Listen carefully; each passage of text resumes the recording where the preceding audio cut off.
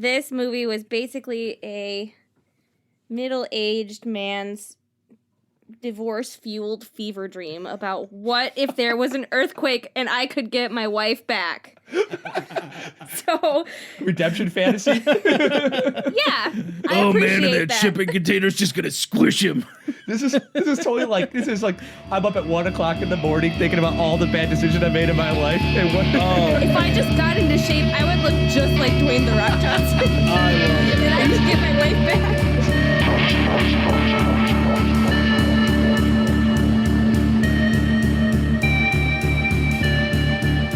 Hello, and thanks for joining us for another episode of the What a Disaster podcast, where we watch, discuss, and review a disaster movie as close to weekly as we can possibly stand. I'm Gregory, and as usual, I am joined by Richard. Hey, Gregory. And also Liz. Hello. So for this episode, we're shaking things up a little bit by watching the 2015 Dwayne "The Rock" Johnson movie, San Andreas. The Rock. Oh, yeah. The Rock is shaking things up in this guy. As Ray Gaines. Ray Gaines. Not a Ronald Reagan reference. Well, maybe a Ronald Reagan reference. I guess I don't know. But yeah, so this Super Quake flick definitely adds credibility to our theory that the chances of surviving a cataclysmic event are pretty much directly related to one's proximity to anybody that can pilot a helicopter. It's true. I mean, so far we've had movies where Miracle Miles sticks out the most to me, where they were running around looking for somebody who piloted a helicopter. Yeah, that movie was pretty much just about getting to a helicopter. Yeah. Anyway, in this one, The Rock plays the role of a Los Angeles Fire Department search and rescue specialist. His name is Ray Gaines. Yeah. This is like during his period of his career, too, which I think he's still in that period, right? It's 2015. He can do whatever he wants at this point. Well, he doesn't want to be called The Rock, right? He's Dwayne Oh, yeah, he's Johnson. Dwayne Johnson. Yeah, he is definitely trying to distance himself from The Rock, at least in movies and stuff, although his Instagram and Twitter handle is all still The Rock. Right, yeah, fuck that noise. So he's going to be The Rock this whole time? Yeah, he is Dwayne The Rock Johnson. And anytime you refer to Dwayne The Rock Johnson, you will call him Dwayne The Rock Johnson. Do you guys understand me? There are rules for this podcast, and that is numero uno. Yeah, we went over that. Well, when you build a personal brand so strong, you just can't let it go that One easily. might say that it's as strong as a rock. One might. None of us would say that. So after what is an impossibly high magnitude earthquake starts to destroy most of California, but it's in an alternate universe where everything is primarily made of sugar glass and the most crumbly concrete the world has ever created. Cookie walls, basically. Yeah, pretty much cookie walls and sugar windows. Yeah, it was a delicious universe. Yeah. So Ray decides to punch and steal his way to San Francisco to rescue his daughter, who had just made the trip up there with a really big dirtbag stepdad. Not like a creepy stepdad, just a dirtbag. Mr. Fantastic. Oh, was he Mr. Fantastic? I thought he looked familiar. In the first Fantastic Four movie, yeah. He has a great look for Mr. Fantastic, actually. So, along the way, Ray rescues his estranged wife, Emma, who is played by Carla Gugino, which I did look up to see how it was pronounced. Good job on that, by the way. Right. Yeah, thank you. I plus. did them. I said, so she joins him on his multi-vehicular crime spree to rescue their daughter. Also, good job on multi-vehicular. That's a tough word. It was, I do what I can. I try and I practiced it a lot last night. So this movie was made in 2015. I was probably made in 2014, I'd imagine, but it was released. It was released in 2015. Yeah, all the CGI. Yeah, you're sure. The writers were Carlton Cuse, who he wrote the screenplay, but he also Greg, he did Briscoe County Jr. Yeah, Briscoe County Jr. is one of my favorites. Yeah. I wish that they got more shows, more episodes. Really. Ash vs. the Evil Dead is second to Briscoe County Jr. in terms of shows that I wish would have made a comeback. There was a time in my teenage years where that man could do no wrong. Yeah. Bruce Campbell was my hero. He comes up all the time on this podcast, actually, because we love him so much. I mean, we've brought up Evil Dead, I think, in the past. Maybe he'll come on and do it with us. You should write him and ask him to be a guest. I'll shoot him a thing. Give old Brucey a call. Hey, Brucey, here's my house. It looks nice. It's not dangerous. It's not in the woods. It's not, Yeah, there's all the cursed books in the other house. Exactly. In the other house. We took them out. Christine put them in the cabin in the woods. Yeah. And the only people that go there are our elderly parents who just read through our books all the time. Yeah. and those teenagers from that local high school. In the open, to introduce Ray Gaines, we of course have to have an extremely difficult situation where we find that he is still search and rescue, but he used to be military. Now he's LA Fire Department, and he is with the same team of people that he was with when he was in the military. So they're a well-oiled machine. They know their stuff. And they find that this girl who was raised, she was driving like a dick. She kind of deserved it. Yeah. I mean, how do you end up on the other side of a mountain? Not driving well. Yeah. I mean, you certainly weren't paying attention to what was going on. Although there was a rock slide that got her. Actually, what I didn't like about that scene was this girl was driving very irresponsibly. Oh, yeah. She's texting and driving. She almost gets into like 3 million accidents, I feel like, and probably more that we didn't see. The worst, right? For her. You knew she was gonna get. Also, I will say I'm impressed with how strong that woman's body was, because I feel like if I stopped my car too hard, I would die probably. But she drove off a cliff. Her car tumbled end over end over end. Fell off another cliff and tumbled some more, and then stopped immediately. Trapped in the most precarious of positions in a ravine. And that's not the first time this movie does that either. There's a couple times in this movie. No, that is the first time it does that. Well, that's it's not the last time it does it. That's the first time the movie does that. It's not the last time. It's kind of like a Family Guy joke where she falls, like where the mom character was falling through the building and she's falling through floors. Yeah. And every time you think she's falling through the last floor, she falls through another fucking floor. Yeah, or that building that just keeps sinking. Right. That's spoiler alert. There's a building that gets destroyed by water and earthquakes. If you're a building and you're in this movie, you are. Yeah. Oh man. I've got to say, I'm impressed with all the buildings in this movie. They had to have put their bodies through a lot. This movie, Greg, did you know this movie cost $110 million? I'm not surprised by that number, but I know it could not possibly have made it back. Let's play a little game. How much did it make opening weekend, guys? What do you got? $125 million. What do you got, Liz? $3.46. That is not enough because that's less than the cost of a movie ticket. Price is right rules. Liz wins, but we're not guessing the price of like detergent, so Greg wins. It was $54 million. You can have some detergent if you want. Yeah. Is that United States or is that global? That's just USA. All right, so come on. What's the global? Opening. I mean, but that's only half, right? So they expect to recoup. You generally want all of it and more. Otherwise, why would you make it? But then that was opening weekend. Okay. Yeah. But gross was 155, so they got some. So I won back. either way. Get out of my face! I said 125. Not bad. Cumulative worldwide gross was 473. So that's the kind of movie these movies really clean up worldwide. Is what I've noticed because they are making a sequel, and that's got to be why. I think people in other countries just love to watch the United States crumble. I mean, I like watching it. I don't want to spoil my review at the end of the movie here, but I really enjoyed watching this movie for some reason. I could not stop. It was great. The Rock. That's why. I do love The Rock. So I thought we all agreed that we were only to refer to him as Dwayne The Rock Johnson. Full disclosure, I say a lot of things. Also, full disclosure, I do love Dwayne The Rock Johnson. And given half a chance, I would definitely hang out with him. Given a quarter of the chance, I would hang out with him. Given an eighth of a chance. 1/24. All right. So what happens in this movie? Some things do happen in this movie early on. Yeah. There's actually there are a couple little things that we get to know. A little subplot about some research. I have some notes on this one actually. There are some researchers who have decided to try and find a way to. They have a theory that magnetic fields fluctuating in a weird way can predict earthquakes, which I was looking at on the internet. Just did some quick Google search, and apparently in about 2002 there were some Greek researchers who were doing something similar or attempting to do something similar, and it absolutely did not pan out. It has been debunked like a million times, and all the researchers and scientists that watched this movie were just like, yeah, no, this literally first it couldn't happen ever, period, because no, but that predictive model would absolutely never ever work. So you can either listen to a bunch of researchers or scientists, or you can listen to the guy who wrote roughly 27 episodes of Briscoe County Jr. And Dwayne The Rock Johnson. Well, Dwayne The Rock Johnson never mentioned it. It was Paul Pupulimetti. What's his name? So Peanut Head Paul Giamatti. Giamatti, that's the name. They don't even see each other in this movie. No, they never even encounter one another. Was he just added in post, or like reshoots, just to be like, well, maybe this stupid love story that is taking place over about 8 hours is a little bit dumb to be Kind the of like primary Anthony focus. Hopkins in Thor.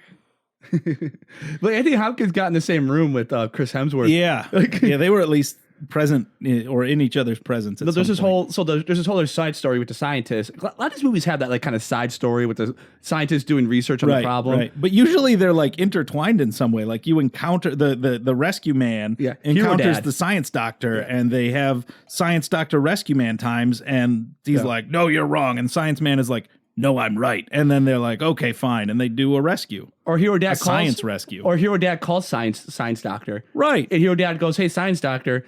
Since usually Hero Dad's also a science doctor, but not always. If he's also a science doctor, he's like, "I don't have time for science. Could you do the science for me?" And the science doctor's like, "You're the best scientist and the best Hero Dad, so yes, I'll help you."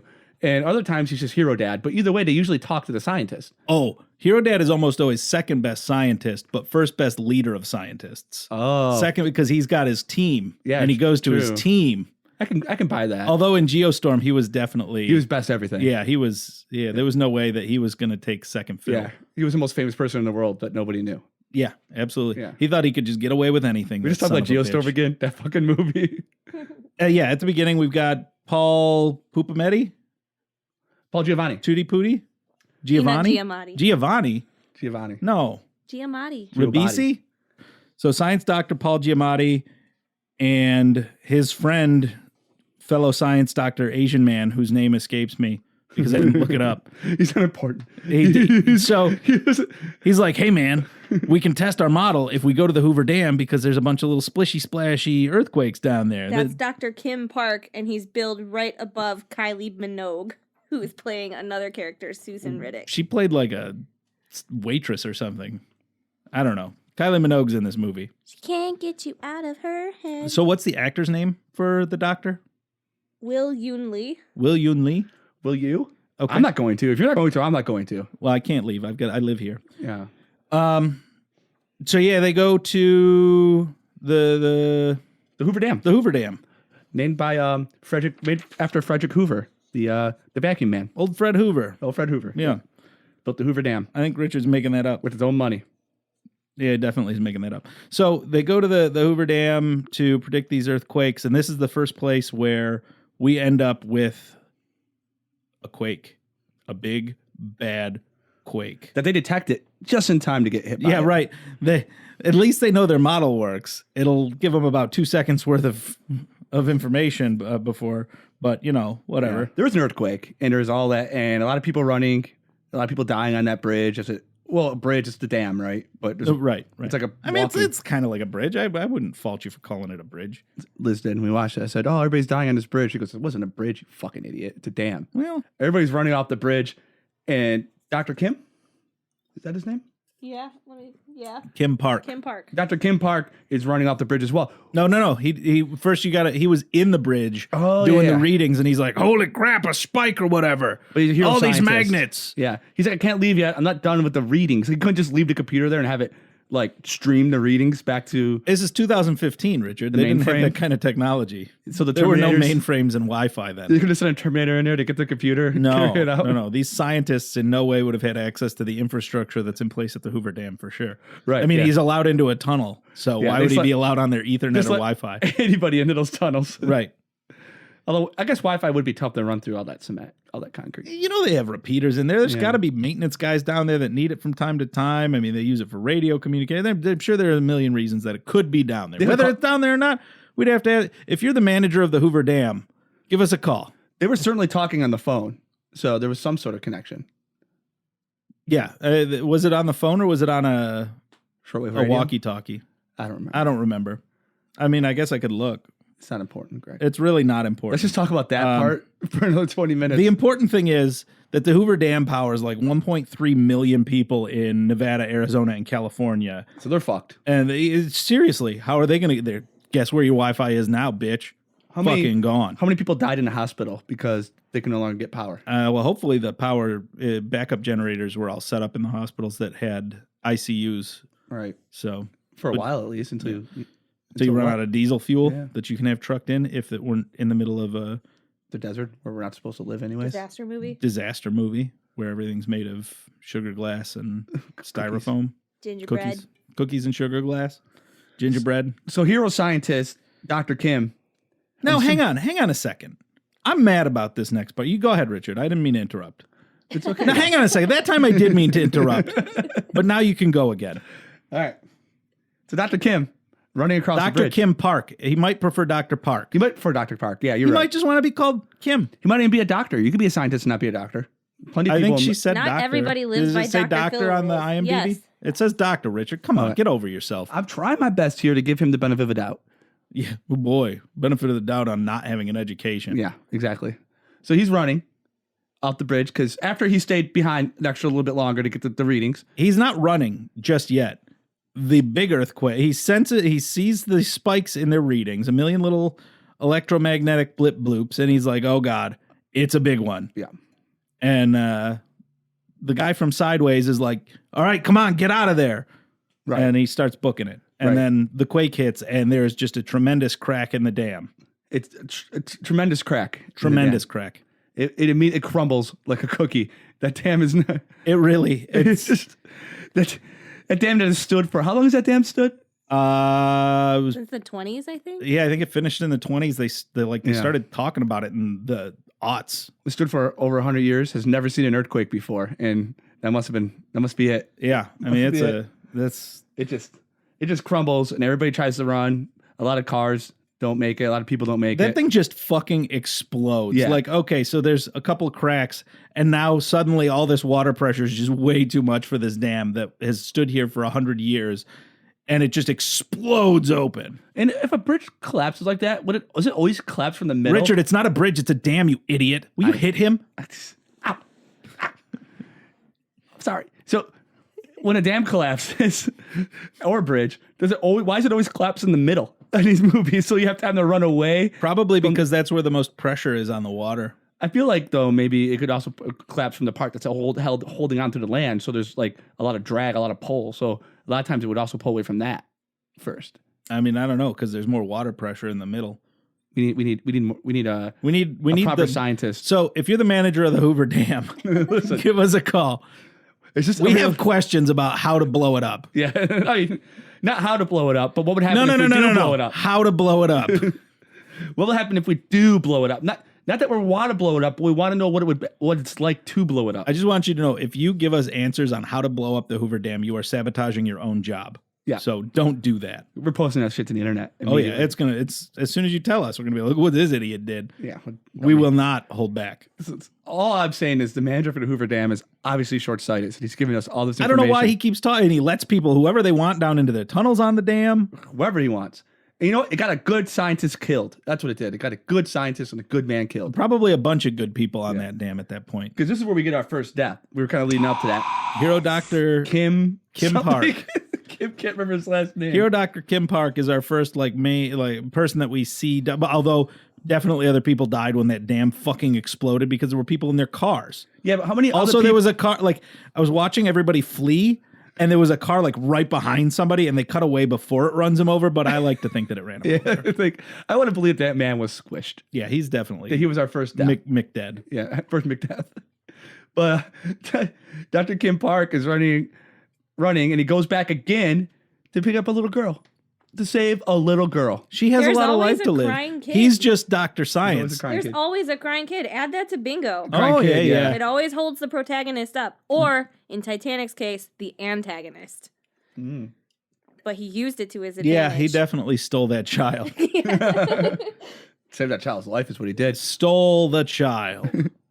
So We'll get there. Never mind. Go ahead. the way he dies is he's running off the dam that's crumbling, and he football throws the girl to Paul Giovanni just before the dam crumbles and his foot gets impaled on some rebarb again. So Rebar everywhere. You'd think that stuff would hold up a little better because there is rebar in every scene of this movie. That's another trope for the disaster movie. Rebar? Bingo. Let's think back to it. Harkens back to Cloverfield. Yeah. somebody heard on rebarb, and rather than just It's just rebar. There's rhubarb. no second B. That's not like rhubarb. It's a rebar. combination of rebar and rhubarb. REBAR. How about rhubarb pie?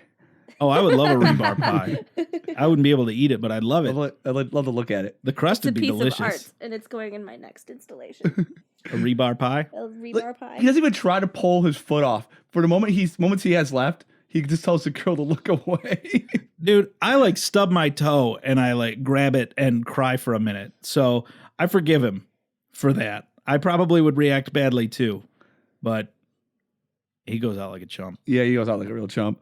But he got that earthquake data. Thanks, man. I saved a kid and we have earthquake data. Correct me if I'm wrong. Like, the earthquakes are a problem, but these scientists with this data never do anything to prevent future earthquakes, right? He did. The Dr. Paul Giamatti tried to go on there and do stuff. He like tried telling people and they didn't listen. But you couldn't like fix the earthquakes. No, I mean, how do you fix an earthquake? It's the earth and it's quaking. What do you stop it? Okay, but nobody gives bad news like Paul Giamatti gives bad news. There's something about his super serious peanut head tone that just really drives that danger home. He is a goofball.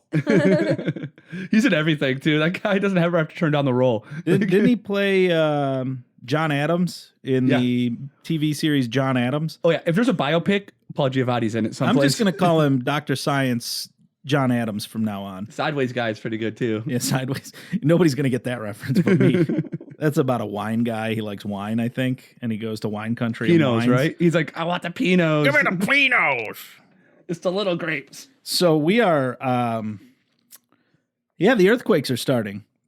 Dr. Science, Paul John Adams, Giamatti, John Gotti tries to save the world by telling people, hey, we can predict these things. Here's how. Also, it's about to get fucking bad because one of the only parts of the science in this movie that are accurate, the earthquakes that happened in Nevada could trigger other earthquakes in a chain. Earthquakes? Yeah, exactly. This is something that could the only thing really that could happen outside of The Rock saving my life. I'd let The Rock save my life. The Rock, if you're listening, please come save my life. Dwayne The Rock Johnson. You know what? Get off your high horse. Just because I said it doesn't mean I have to follow the rule. But I'm going to police it anyway. Fine, police it. I don't know. Dr. John Adams' magical earthquake math is very useless in this movie. Yeah, it really it had to have been added. Like it had to have been like, okay, this movie's either too short or too shitty. Let's throw John Adams into it. Because in any other film like this, John Adams would have been calling up Dwayne The Rock Johnson and Paul saying, Revere would have been there. There would have been somebody running down the street on a horse telling people the earthquakes are coming. And he would tell him, that's basically what he was. But he would have been telling The Rock directly. But he was John Adams, not Paul Revere. Come on, man. Get with the program. He would have been talking to The Rock directly going, listen, man, the earthquakes are coming. No movie that would have happened, right? Yes. Or at least one scene. Any disaster movie that we have seen that it wasn't reshot because it was garbage, there would have been interactions. Yeah. He would have at least one interaction. Like, hey, man, earthquakes are coming. I'm giving you the heads up because fuck everybody else. Dwayne The Rock Johnson didn't have time to deal with Paul Giamatti's shit, so they had the actress that played the reporter that was touring with Dwayne's team go hang out with Paul Giamatti. Oh, wow. That was their connection? That's the only tie that he had to the rest of the movie outside of there were earthquakes and people died. That is tenuous at best. Exactly. So it's the 5 degrees of John Adam. I'm also I don't know. I'm making assumptions here. I'm also assuming that that team of military people had a bigger role in the original intended film. Oh. Because they're just there for the opening sequence and then they're done. Yeah. Well, what are you going to do? Fight an earthquake with guns? I mean, they could have been on crazy search and rescue team guys, and they could have all died along the way fighting an alien. Right. They could have been fodder. They could have been flying helicopters. How many helicopters? There could have been like 5 helicopters in this movie, and there was 2. 5 helicopters that could have been crashing. Mm-hmm. There could have been way more explosions in this movie. That's my biggest issue with this movie. Not enough explosions. Not enough explosions, not enough collapsing plenty of buildings exploded. Not a lot of fire, though. There was a lot of fire, actually. I was like, man, that is a lot of fire at one of the scenes. I actually said that to myself out loud. I'm not kidding. Where are we at in this movie? I don't know. Where do you want to be? We're just, Paul Giamatti warning people in the earthquakes. Yeah, some more. So, we're going to do magical I guess we could go, math. We could go to The Rock and introducing his family and junkie stepdad guy. We will do that in a minute because we're going to take a quick break, and then we'll be right back.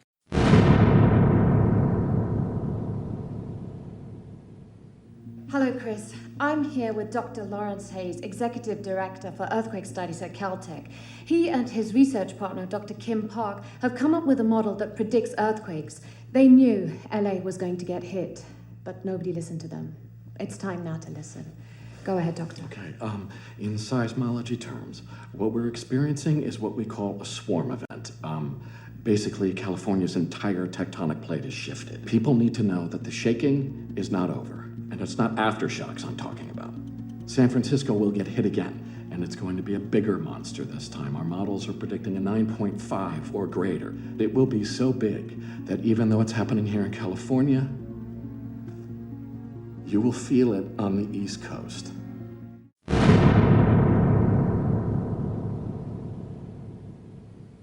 And we are back with Super back. We're like so back, right? That's that movie with that Jonah Hill. Yeah. Yeah, super Playing back. Seth Rogen. What? Yeah, Jonah Hill and Seth Rogen. Jonah Hill is Seth Rogen. You're not talking to your mic at all right now, Richard. Good.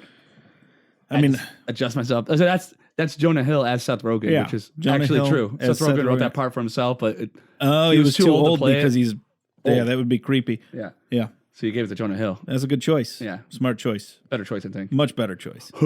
That's Seth Rogen. Yeah, That's Seth that, Rogen. it was a good Seth Rogen. I thought he was here with me. Yeah, I knew you did. Let's do this. Hang on one second. So we're here with Seth Rogen. We got you guys, didn't Yeah. we? We got you so hard. Yeah, it's the best impression I had. That was the best impression I've ever heard. I heard really. it's spot on. I've been working on it. Yeah. We could do Monsters versus Aliens. That's kind of a disaster movie. It is kind of a disaster. You could do your Jonah Hill throughout the whole thing. Let's do that one more time. That's great. I'm doing it again. Oh, that's Liz's is not as good, but it's still strong. There it is. But that's not what we're here for. We're here to talk about Dwayne The Rock Johnson. Dwayne The Rock Johnson. In the first movie that we actually watched of his, but I know it won't be the last. Oh, it can't be the last because I've watched Rampage and it was great. Yeah, we're definitely going to do that for the show. Rampage did not give me everything I wanted, but it gave me enough of what I wanted that it was okay. Did he pilot like 4 different vehicles? Gosh. Yes.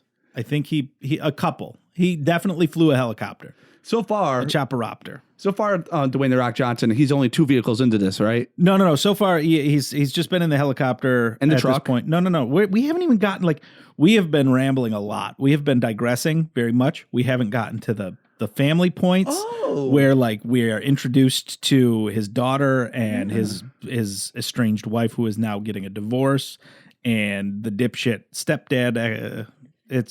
He's Mr. Fantastic. Then he comes off Mr. as nice. Fantastic, the architect. Initially, they're like, this guy seems like a decent dude. I'm like, all right, he's not deliberately rubbing it in that he's rich, but I think that's where we're at now for sure, though. So we totally, yeah. So we see the shot where The Rock goes home and he goes to his house and he looks at his daughter's stuff. He gets divorce papers in the mail. A lot of visual storytelling elements that kind of. I mean, it's not very good life. visual storytelling elements. It's really, but it's very blunt. It's too heavy-handed. Yeah. To be good. It comes off as cheesy instead of effective. You don't get any of The Rock's story at all. You don't understand why he split with his wife. You just have to supposed to feel bad that he doesn't have his wife. He could have been a total dick. They do kind of cover why they got a divorce to an extent. Because he's too busy being a hero. Yeah, that's why. Yeah. No, it's because his daughter drowned and he didn't know how to deal with it because he was there and he was the one that took her out on the water. Oh, yeah. Yeah. There was actually more to that. They didn't talk about the daughter drowning threw much. it away. I forgot about that. Threw it away. To be honest, I didn't even notice that part. Boom. Slipped right by. You guys didn't even watch this movie. Twice.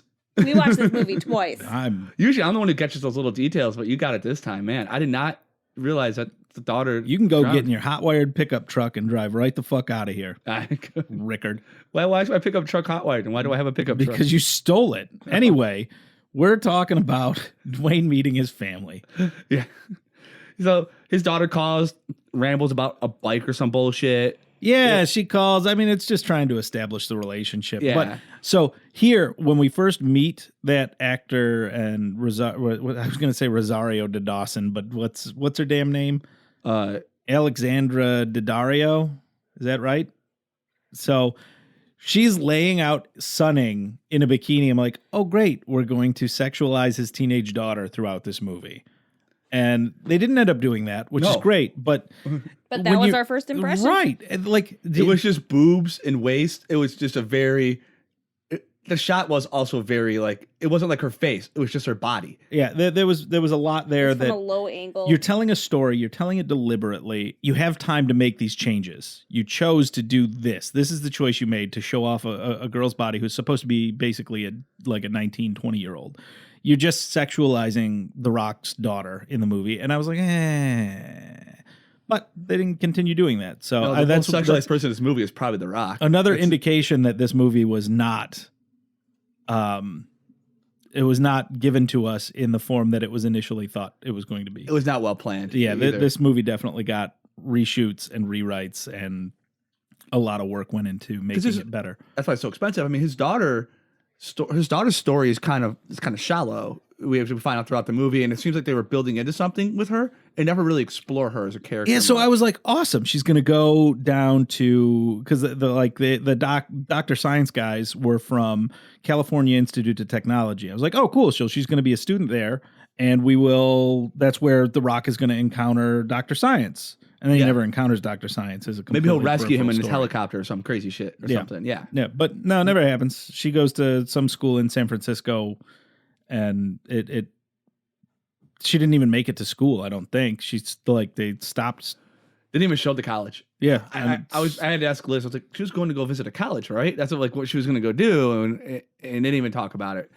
Didn't even visit it. She went to like her stepdad's office. And that's the thing too. So when The Rock does meet the stepdad for the first time in this movie, he's not really the stepdad, he's still his they're just a boyfriend. But they're moving in together. He finds out they're moving in together in this section. Yep. He gets the divorce papers and then finds out they're moving in together like the same day. And is thrown into a crisis. A crisis. Of emotion. Of emotion. The Rock is very upset. He's very upset. I'd be upset. But the stepdad comes off as super reasonable and nice. Very nice guy. He offers to drive the daughter to college because The Rock can't do it because the world's he's getting called in to go rescue people at the Hoover Dam. Because the world's They're like, okay, we need as many people here as we can get. Please, The Rock, come save all these people. Who is not at all in a hurry to go do this. I mean, you got a timeline. It's like you go when you get out there. There are people there. I mean, what do you want him to do? Run?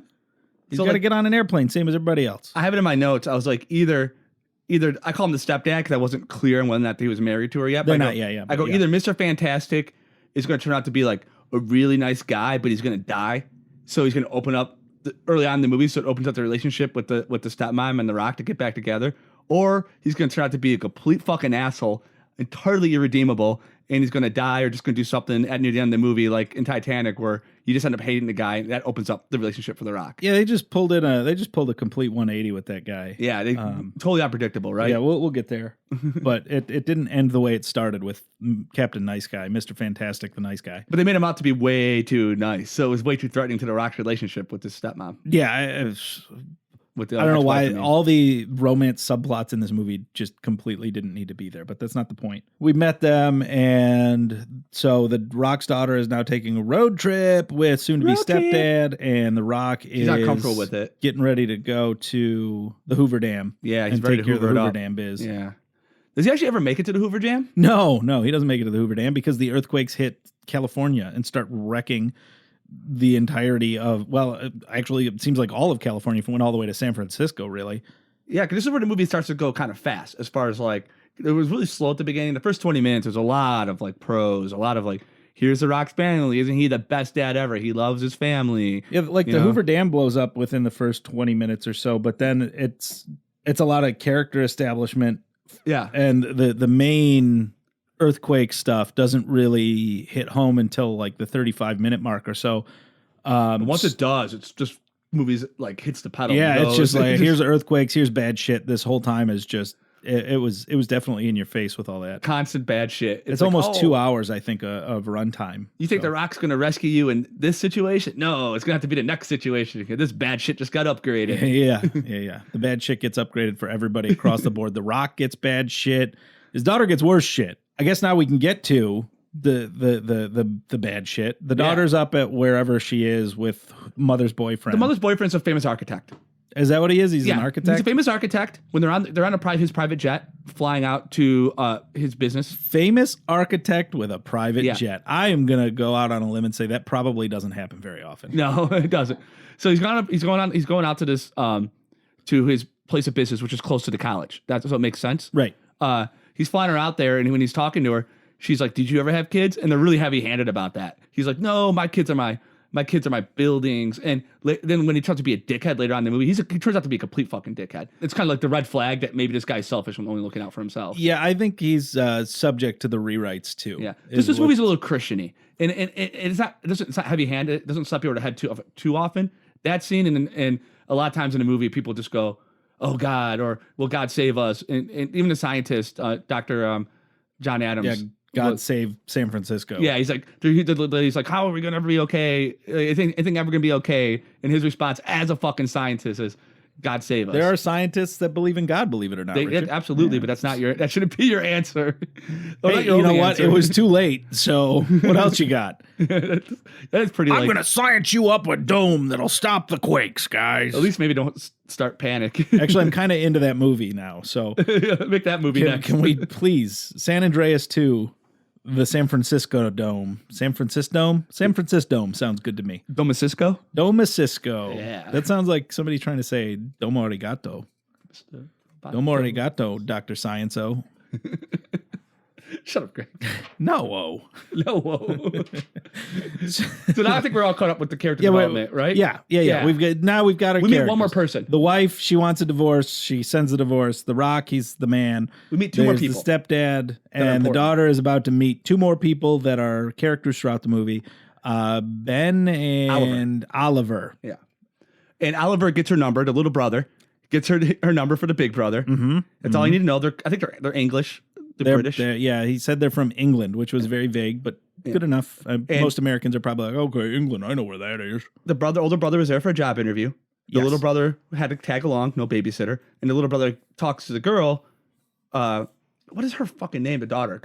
Blake. He talks to Blake for a while and kind of talks her into giving her number to the older brother. Right. The older brother goes in for the job interview, leaves Oliver alone with Blake. And Blake and Oliver talk for a while. They chat about their plans and blah, blah, blah, blah, blah. And Oliver's what, 12, 13? Yeah, he's a young kid. He's definitely either just barely in puberty or about to be in puberty, I think. Early on. I don't know. I can't judge that stuff. But the reason why that's important is because when the older brother comes back, Blake does give him her number. But it's like, honestly, Oliver got the number. Oliver did all the heavy lifting. Oliver did all the heavy, and really, she's probably just going to play the long game. Like, she's going to date Ben until Oliver's legal to date, and then she's just going to switch gears and be like, yeah, I'm going to rob that cradle. Kind of like the Star Wars maneuver. Right, like what happened with Padme and the guy that ended up being the Darth Vader. Yeah, the Anakin guy. Yeah, the Anakin guy. She was just like, you're young now. But you're going to grow up. Look at that moppy hair. It's floppy and beautiful. Can't wait to see you as a man. Yeah, seriously, you. That movie's so gross. They picked such a young kid to play Anakin. Oh, yeah. It was super weird and creepy. All right, anyway, we're back on track. The Rock is about to do stuff, but right now his daughter has to get into trouble and reveal that the stepdad butthead, Mr. Fantastic, is a butthead. Oh yeah, because she's in that. They're getting ready to leave. They're in the parking garage, which turned out to be the worst fucking place. Or the best, because it's not in a building that collapsed. So that's good. That's a start. So they get in the car and they're about to pull out. The earthquake starts. It's scary. I mean, I'm sure earthquakes are scary. I've never been in one, but they got to be a little frightening. Yeah. And some debris falls and crushes the driver of the car. And she gets pinned into the seat because it pushes the driver's seat back into her legs and she can't move. She's stuck in the car. And Mr. Fantastic is like, you know who's not so fantastic? This guy. And he books it. He says he's going to come back for help. And I think he intended to. He did. But as soon as he started panicking, he was like, fight or flight mode. Flight mode kicked in for him big time. To be fair, he was running around the building trying to get help. He found a security guard, was pulling him back to the parking structure, and then the security guard gets crushed by rubble. Yeah, he pulled him. He pulled him there. If he hadn't pulled him there, that security guard would have lived a long, healthy life. He would have had a kid. And he was like, the shock of the rubble, his face was all bleeding. He could have just been just confused. Oh yeah, because he didn't run out. He like wandered and staggered out of the building. So I still didn't hate this guy. This movie goes out of its way to make sure you hate this guy by the end, though. Oh yeah, like pretty much right after this is the last time you see me. You're like, oh, that poor guy. It just it chop sucks that scenes he in ditched constantly her, of but I just at least him. get it. Just him and nobody else. There are scenes in this movie, just him, nobody else. Yeah. Acting like a dickhead. Just what? We haven't talked to Mr. Fantastic. I ain't seen him act like a shithead in 10 minutes. Yeah. Let's watch him like throw a guy into like rubble or oh something. my gosh, this like weird wind is coming. I better go steal his spot on the building, throw him into the street, and let him die.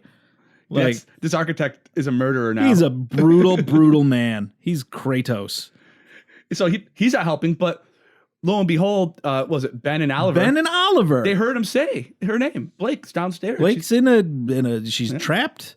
And We got to get her. You guys have known her for 10 minutes, so you should risk your lives to go save her. And I mean, Also, if his job interview only went 10 minutes, that's a bad job interview. yeah, once again, another crush leading a young man into danger. Mm-hmm. All these movies have some like young love. Just But if he hadn't gone down there, would he be alive today? true. He does. You don't? Yeah. A lot of people survive in this movie, which is it's either one or the other in these movies. Everybody Yeah, lives. it's everybody lives or everybody everybody dies. dies. Right. So yeah, they run down there, and actually, like they found a clever way to rescue her to use the jack in the car to jack up the rubble. I was like, oh, it's actually that would fucking work. That's what you should do. in Yeah, that I was like, oh, situation. that's actually a really good idea. Yeah. Use the bottle jack. I was actually really happy with that. I was like, Yeah, okay, and then he popped I'm in. the tires and Yeah, they got popped the car to tires. lower down. I Liz was thought of that. Liz was like, let's air on the tires, and she figured it out. And I was like, ah, I would have just been like, well, see ya. yeah. So- Honestly, frankly, my responsibility is my brother. I have to get him out of here. I want to. Like, he would have been less of a dickhead than Mr. Fantastic. At least send his brother out. He should never brought his little brother into a collapsing parking garage. But Yeah, I don't think he would have made. I feel like none of us would make smart decisions No. in that particular scenario because they were right in the thick of it, and the movie kind of keeps you in the thick of it, which is great. So all we've got now are several different subplots. We've got the main plot, which is The Rock saving Blake and Blake keeping herself alive. I feel like are kind of co-plots, right. and then there are the subplots of Mr. Fantastic wandering around like a dick.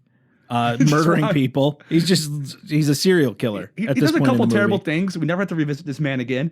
And then one of the terrible things he does is he pulls. There's all this rubble going down the street. Yeah, there's like this giant gust of wood, probably from a building collapsing or something. And there's a guy hiding behind a corner of a building to keep himself safe. He just runs over, grabs the dude, and throws him out into the street, lets him die so he could have his spot. That's brutal. It was brutal. And then we've got John Adams. Didn't he go in and hack the airwaves or whatever with it? Sweet bro, grab your laptop. That's I think where that kicks in. Yeah, somebody like there's got to be some hacking, right? Yeah. Otherwise, it's not a disaster movie. So he, Dr. John Adams, scientist man, decides to have his young bro, who's obviously super sweet with the computers, hack the Radio Gibson or whatever the fuck you want to call it. Radio Gibson's fine. That's a Hackers reference, which is a movie that probably came out before most of our listeners were ever born. Most of us are If you're young, and listening to this, go watch Hackers. You're gonna love it. There are boobs in it, so Angelina Jolie's boobs. yeah. We've got Blake calling her parents and So the saying, "Oh phone my and god, that helicopter phone! That thing's hot."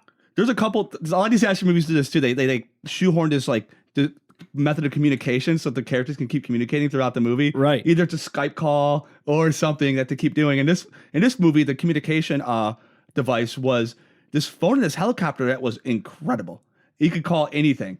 You could call cell phones. You could call radios. It worked all the time. It worked when nothing else worked. It was I made a note that all of the telephone infrastructure in this movie is just terrific.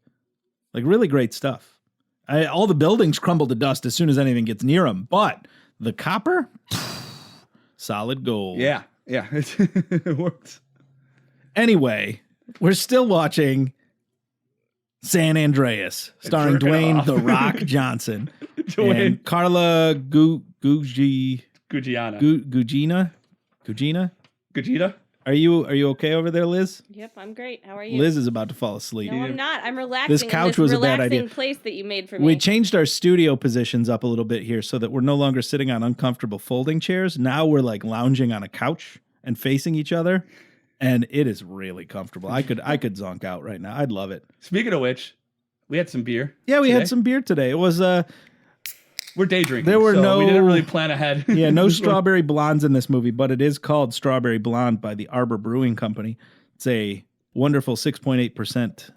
It's a great summer beer. Better when cold. It's got to be so much better than it is because this warm was just. This is atrocious. It's just I'm gonna keep drinking it's it though. pretty hard. It is rough. Yeah. So, but drink. It's actually one of my. I'll be honest. It's one of my favorite beers on the tap when I go to the bar when they have it on tap, and I do like it. When we go to the place where it's made. Yeah, I do like it cold, but I've never had it in a can before. I had it in my fridge. We started at 3:00 in the afternoon today. We normally start a little later. So I'll just bring what I got. Okay. Yeah.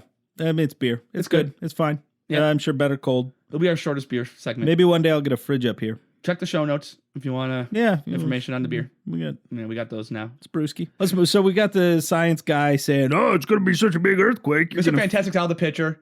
Can I fucking talk? talk? You can't because we were talking about Mr. Fantastic out of the picture. Do we want to talk about how he dies? Because we're not there yet. Does we're he not die? Yeah, he dies in the tsunami. Oh, when the rock fights the tsunami and wins? Yeah. So do we want to just cut to the... Fuck it. Let's cut to the tsunami. Not a lot happens. Nothing else really happens, the right? Dr. Science is like, you're going to feel it on the East Coast. Real science says, no, that'll never, ever happen, ever, by the way. Too much buffer. Yeah, I mean, there's a lot of dirt between here and fucking California. Way too much Kansas in there. Way too much Kansas. Yes. Kansas stops. It's so flat, things just get bored and turn around, even earthquakes. Not everybody knows this, but Kansas, like the entire state of Kansas, is if you look at on a map, the shape of Kansas, directly beneath it is just iron straight to the center of the earth. Solid iron, straight to the core. So the rock fights, first of all, there's a lot of shit in this movie that could not fucking happen. Because if the epicenter is on the coast, why the fuck would a tsunami come at the coast? It would go, if anywhere, it would go the other damn way. That caused they never once mentioned an underwater earthquake that would have caused a tsunami. It's just, here's a tsunami, guys, because we haven't destroyed enough of Southern California. Yeah, there's some California left. Let's take care of that. There are too many people alive in our movie. Let's find a way to murder them. So, fun fact. An earthquake on the west coast of California at a 9.6 wouldn't cause a tsunami on the same coast. If it caused a tsunami at all, it would be across the Pacific, which makes sense. Yeah, because the shockwaves go outwards. Yeah, not in. Yeah, dumb. It was so dumb. That's it. That's the dumbest part of this movie right there. Kind of. It really we found our moment. They crashed their helicopter. Look, hang on. A 9.6 earthquake can only happen in an active subduction zone. All right? There is not one and has not been one under California for like millions of years.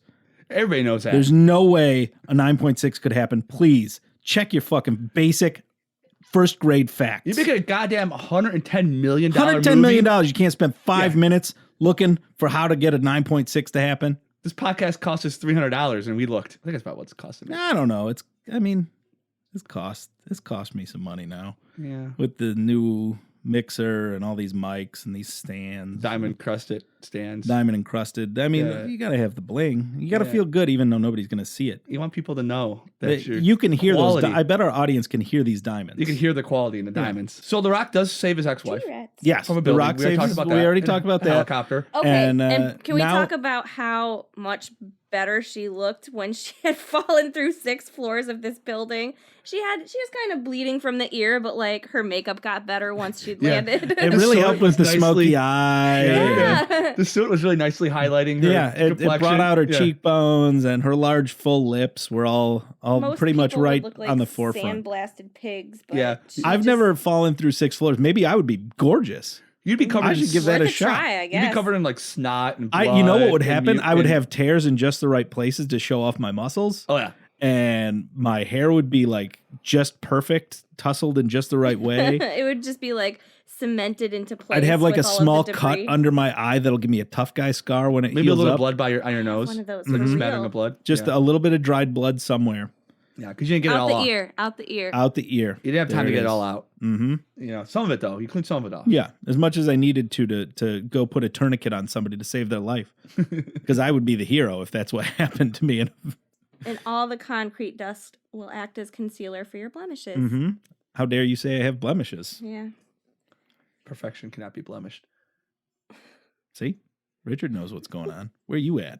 At this point, the daughter is both a plot and a MacGuffin. They're chasing. They're trying to get there. Oh yeah, you're right. And he tells, so they use their magic fucking crazy phone to call the helicopter somehow.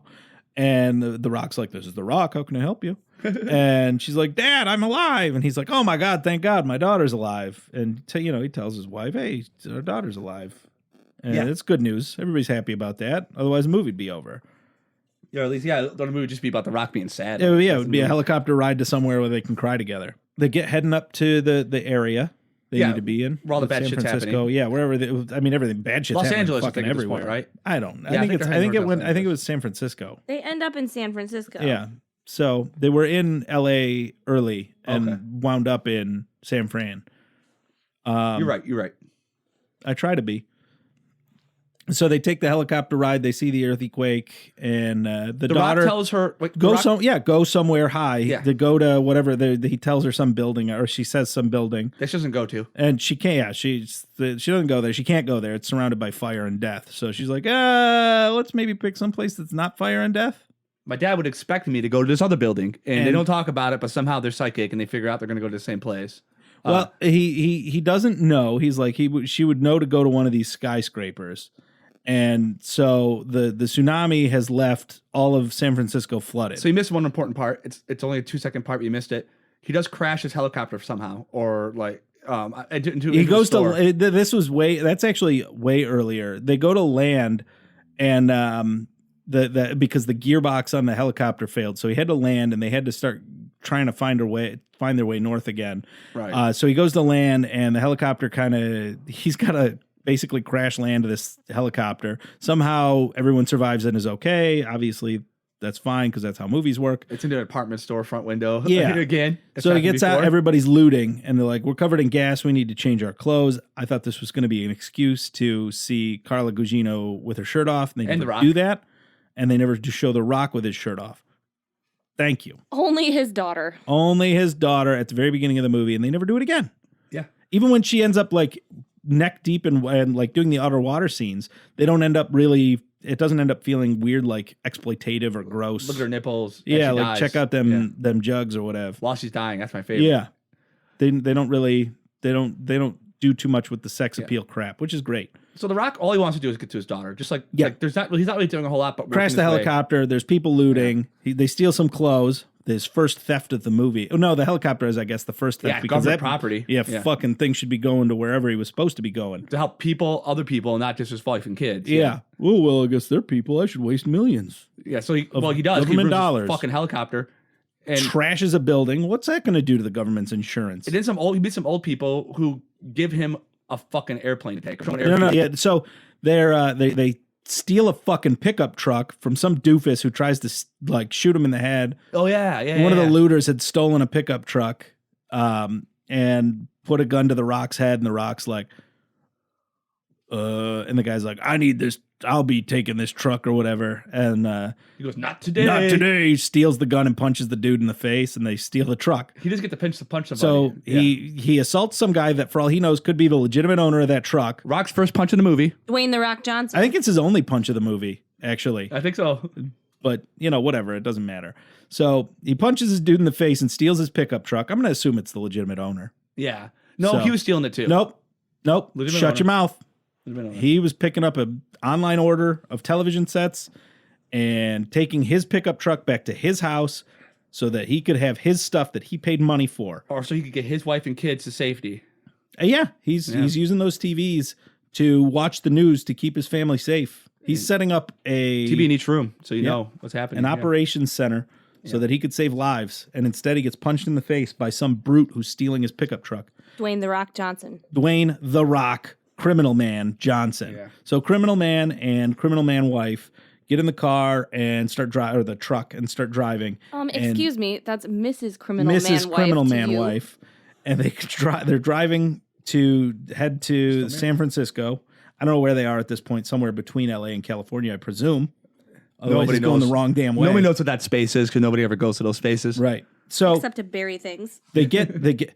There's just there's people on the side of the road. They're like, hey, stop your damn car, you ding dong. And they don't stop. And somehow they didn't notice that there's a bunch of, road missing in front of them. in the world. A crack in the world. That's a throwback to episode 1. Yeah. Thanks for joining us on the What a Disaster podcast. Call backwards. It's a callback. We could call it that. So they find the big crack in the earth.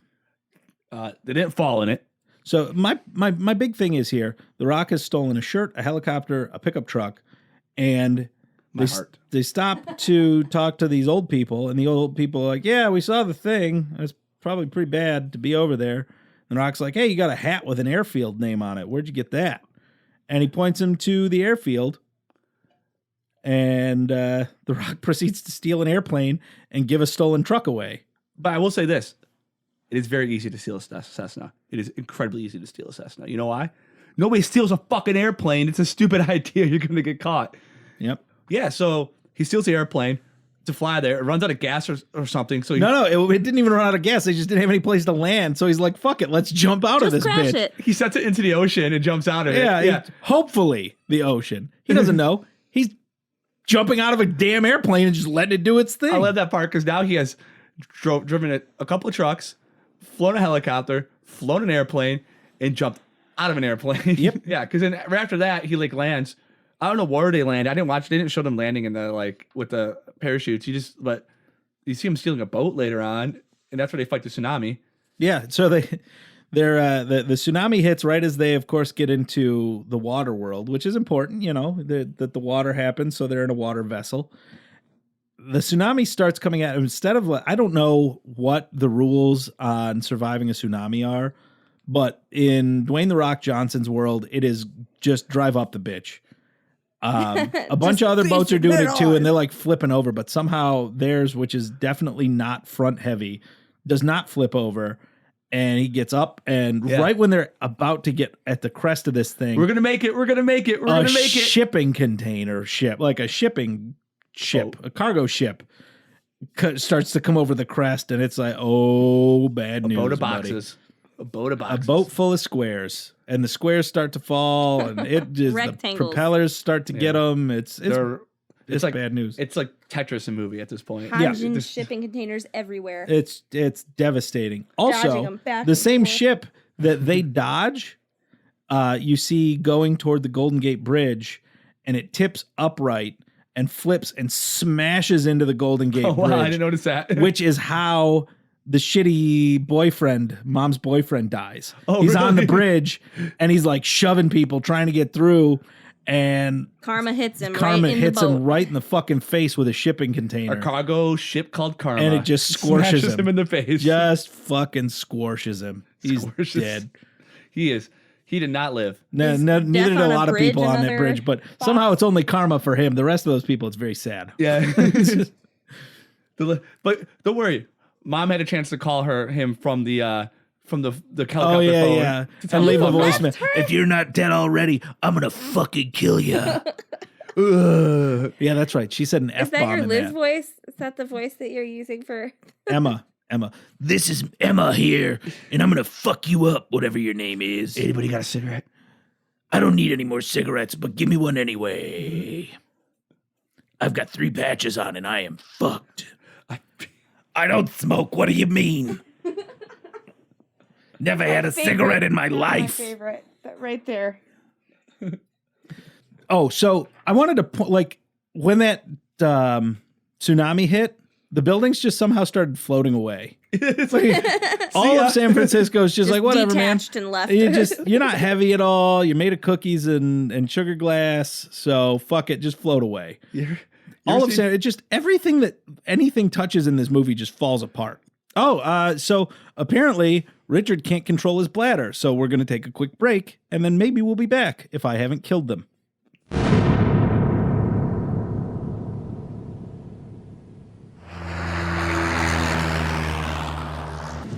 You've got to be kidding me. And we have no place to set this plane down, and we have to get as close to Coy Tower as we possibly can. In 3 minutes, we're going to be over the Embarcadero. And we're going to drop into AT&T Park. But I don't know how to parachute. That's okay, we're going to tandem jump. I think we should just stay with the plane. The plane's going to nosedive in the Pacific as soon as it runs out of gas. Okay. Trust me.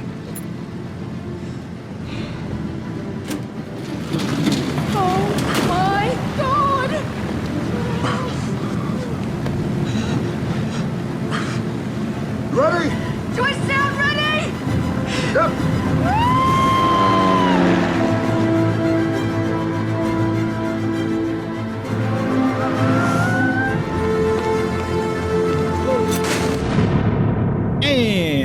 Welcome back to the What a Disaster podcast. Thanks, Greg. That's really polite of you. Hang on, this is it. This is the moment we've all been waiting for.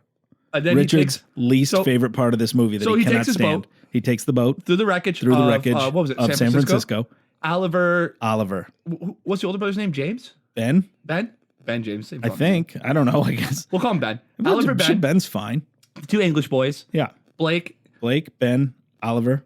There's just they're three in a of them, building. right? Yeah. They're in the half. It's an under construction skyscraper. Yeah. That for some reason has furniture moved into it, even though they are very clearly nowhere near finished with the construction. They are not done with this. Not even close. This thing needs but work. I'm interrupting your story. I'm This sorry. thing Go needs ahead. work. So Oliver stole a laser pointer. Stole a laser pointer from the electronics store they went from to. the electronics store. And he uses it to signal the Rock because they happen to be driving by the tall buildings with the boat. They're going. He's searching for the daughter in the tall buildings. But he's just a little too late. Yeah. The water rushes in. They're like, oh my God, there's dad and mom. And he's just banging in the glass. Yeah. The water rushes in, the glass breaks, the world chaos again. Just like this movie. Every time you think the Rock's going to save you, it means you're going to almost die 3 more times. Yeah, you got a couple more deaths. He'll save you, but you'll almost die 3 more times right. if he's trying to save you. Yep. Anybody the Rock tries to save this movie has a really rough time getting to the saving part. I would see the Rock coming and be like, hey, can I get somebody else that's not going to cause me to die first? I don't want to fall and get caught and then fall and get caught and then fall and get caught again or whatever's going to happen in this scenario. No. So she ends up underwater. I don't remember how she ended up underwater. She saved the kid, right? The building kept sinking. She's That's the building everybody. that continuously sank. Like, yeah, I will say this about Blake. Yeah. Blake and the mom. They're both pretty reasonably strong female characters. Yeah. They're not like just throwaway garbage. The Blake isn't just strong. Dwayne the Blake Johnson is basically the Rock, the Rock, right? She like has all his skills. She has all his like knowledge, all his wisdom. She was very clearly listening when he told her stuff. She fixes Ben's leg when he gets glass stuck in it. She fixes the leg. She finds the first aid kit in the truck. She grabs the walkie-talkie and's like, check out all this biz about these emergency channels and first responder channels. And poor Ben, he thinks he's going to get this girl after all this. Oh, no. He's the Rock. Could you imagine? Could you imagine showing up at your new girlfriend's house? Like you like her, you've been together for 3 months. She's like, my dad, you're going to meet him. Just, keep an open mind. And you walk in and her fucking dad is Dwayne The Rock Johnson, bald head, giant muscles, can do anything. He's like, hey, I'm a helicopter rescue pilot. Like, this guy has no chance. He's useless. Like, yeah, I mean, he is... the daddy issues that she's going to have after this. He is a useless man. For the most... But, does he do anything outside? He gets her out of the car. He saves her. He saves her at the beginning. That's it. He's charming. And they've known each other for several hours. They get a year. This is somehow a romance subplot. He'll get a year out of it. He'll go to Christmas. He'll get in... He'll get to hang out with Dwayne The Rock Johnson. Yeah, that's important stuff. Yeah. That's how I gauge my holidays. So far, they're all at a 0. So now the Dwayne The Rock Johnson's going to lose another daughter to drowning. Yes. Yeah. So we didn't really talk too much about that, but the Rock's like, oh my God, my daughter died or whatever. Yeah. Which is very sad. I would lose my shit if either one of my kids ever died. It's very upsetting, which is why it's weird in these movies because it's never portrayed right. It's always portrayed in a really sloppy way. It was weird because I felt like every scene that was about his family, like even the divorce scene in the beginning when he got the letter in the mail and shit, like was just total domestic tranquility, like talking on the phone to his daughter, surrounded by nice things in his beautiful house. He treats them very well. Pickup truck outside. He speaks to them both very respectfully. I mean, the stress of losing a child and feeling like it's your own fault probably puts a strain on a relationship. So where are we now? Oliver was flagging down the beeping with the laser pointer. Yeah, is this the part you hate the most? Huh? What's the part that's the laser pointer? When the water comes in and then Blake saves everybody, and then Rock saves everybody, and it's just the Rock and Blake in the water, and Blake can't get out, and the water's rushing in. Yeah. And there's no escape. Yeah. And then Rock's like trying to find escape, and he's like, we're not giving up, but Blake gives up. She's like, I'm going to die. Yeah, I'm going to die. Let's go. It's actually kind of a sad scene. It's done well. It is. It's not bad. It made me uncomfortable. Like that's probably, it sucks. It was nerve-wracking. Yeah. And she does drown, and then the Rock finds a way out. Like he gets to move. He's just to be strong.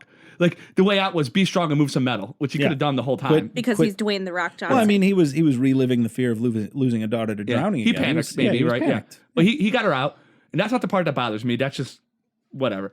But like then they get her on the boat. Everybody gets on the boat, and they're giving her CPR. And she doesn't come back, and then it's like this like oh no, she's gone. It's not going to work. We're not giving up. As soon as they brought her out of the building, I was like, oh yeah, she's definitely going to live. Yeah. So anyways, we're out of the building. They give her CPR, and it's one of those situations where it goes way past where you would eventually stop giving CPR to save this person, but they don't give up, right? They give up and then they come back at it a second time. Yeah. So and then she comes back to life. It's such an old, tired trope. Like, we just didn't try hard enough, banging on the chest, screaming, "No, you won't leave me, damn it! Yeah. You won't go." How does that make You people won't feel die who on have me." like actually lost people when they've tried to be resuscitated? Like, that sucks. Yeah.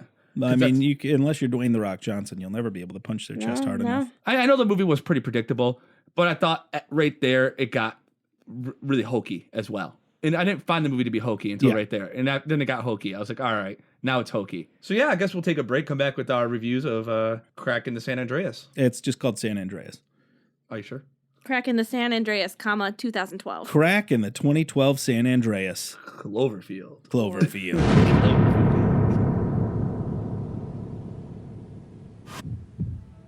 This whole chunk of land will be decimated. Are you saying the whole San Andreas fault might go off?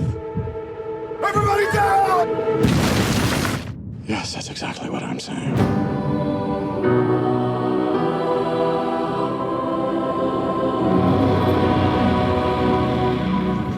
We are going now! I'd be safe and warm if I was an island. We can't stop it. We can't prepare for it. California dreaming of It will be a global event. such a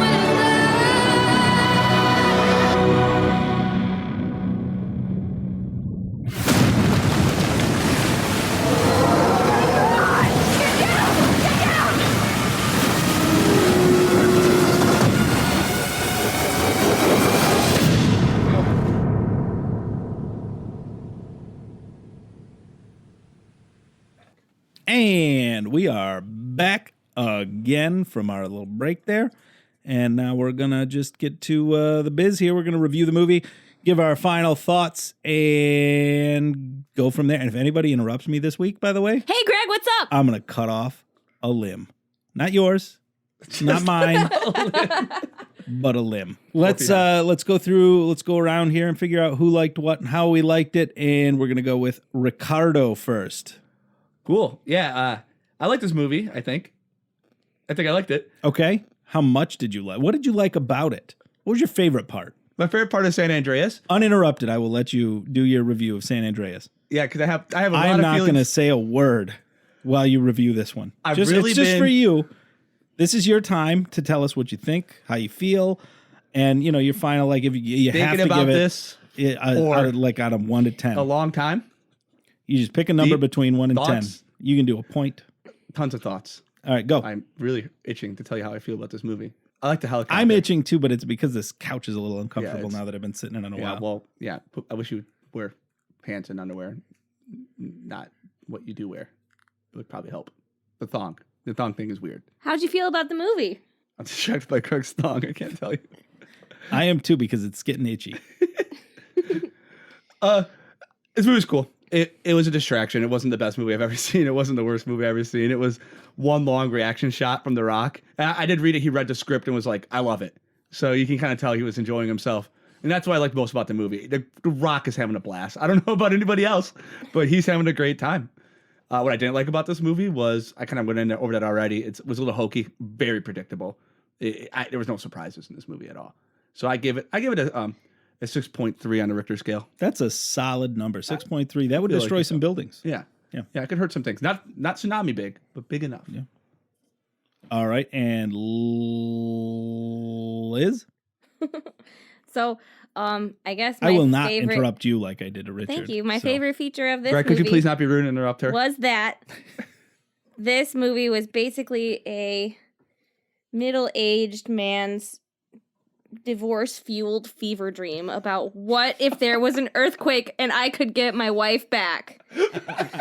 So, Redemption fantasy? yeah, I appreciate that. shipping container's just going to squish him. This is totally like I'm up at 1:00 in the morning thinking about all the bad decisions I made in my life and what. Oh, If I man. just got into shape, I would look just like Dwayne The Rock Johnson. I love it. And I could get my wife back. Start eating better, get a tan, Now Survive an that- earthquake. I know I said I wouldn't interrupt you, but that is outside the box and beautiful and perfect, and I love it. Yeah, we should have been talking about that the whole Oh time. my God, it would have been a whole different conversation. You should have brought that up at the start so that Richard and I could have really gotten Digested into this. that? Yeah. Sorry. Oh my It would have God. been like when I've Greg just been came up with the holding on alternate to plot it. for Cracking the World Oh. after watching it 6 times. No, but for real, I would give it it was entertaining for that reason. I would give it a 6 out of 10. Man, it's like a 10 out of 10 if you think about it like that. Like if they had done that, the movie would be perfect. Like I want to see Dr. John Adams wake up like really straight from his Oh dream. my At the end, God. it'd be like Him, it's his fever dream where he's just rescuing his wife that just left him because he's a pathetic bad scientist. And we pan over, Oh and his my laptop God. is like showing her Facebook profile, and it's her and the architect in the picture together. And he's got a script that he's working on in another Right. window somewhere. But like somebody who looks like him at least. Like just Oh my just like God. overweight, balding. I was short, white picturing man. like Paul Rudd. but like sloppy Paul Rudd, right? Like really shitty Paul Rudd. Yeah, the Not Ant Man. low rent Paul Rudd. stubble and untucked shirt Paul A Rudd. little overweight. Like Yeah. yeah. I work at Chub Baskin Rudd. Robbins and Ant Chub Man Rudd. Paul Rudd. So Anywho, yeah, and your turn. then we're gonna and Right. now so and we just and we're just So- at this now. I got this great idea. went, Can I finish, guys? I told you. I asked you to not interrupt me. Now somebody's gonna lose their arm, but and it's your guys' fault. Doesn't Okay. have to be an arm. Why don't you stop telling me my business? This is why people are getting limbs cut off, Richard. So I'm kind of in the same area ish as you guys. Real quick, like a 6.8 on the Gregster scale. The things I did like about the movie, I mean, it was mostly just dumb ridiculousness, which is great. Yeah. Sometimes you just want to shut your brain off, do your thing, call it good. I had a few more points that I totally forgot about when Liz made this about, oh man, the dream of some pathetic man.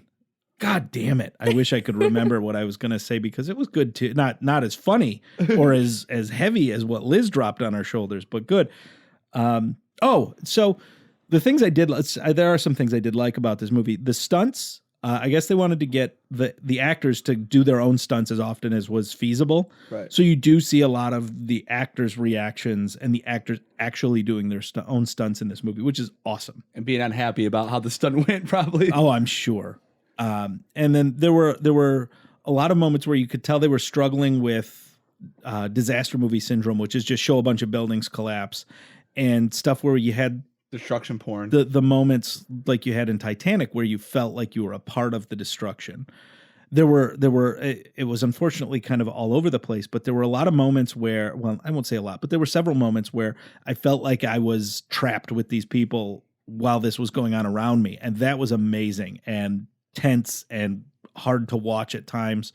Not to the same level as Titanic, obviously, but still rough.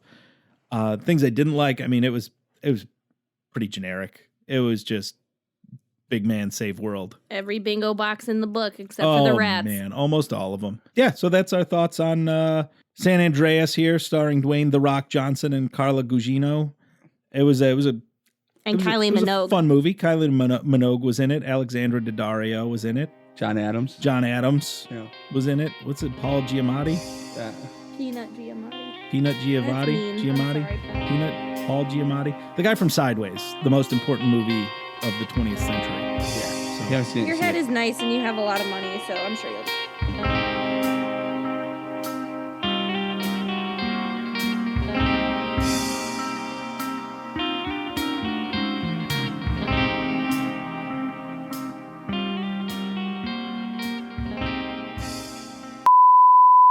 I'm trying not to move and scrape the corduroy couch. Yeah, the couches will listen to this. Everybody scratch on 3. 1, 2, 3. There you go. Couch is made of gravel and dry beans. It's Mix. Greg exists, and that is a problem for my sensibilities. He is a blight to my eyes and to my ears. You are. There's nothing pleasant about Greg. A sensory blight. I'm out. Believe me, if I didn't have to exist, I wouldn't tolerate me either. If you A sensory blight. I like that. if you didn't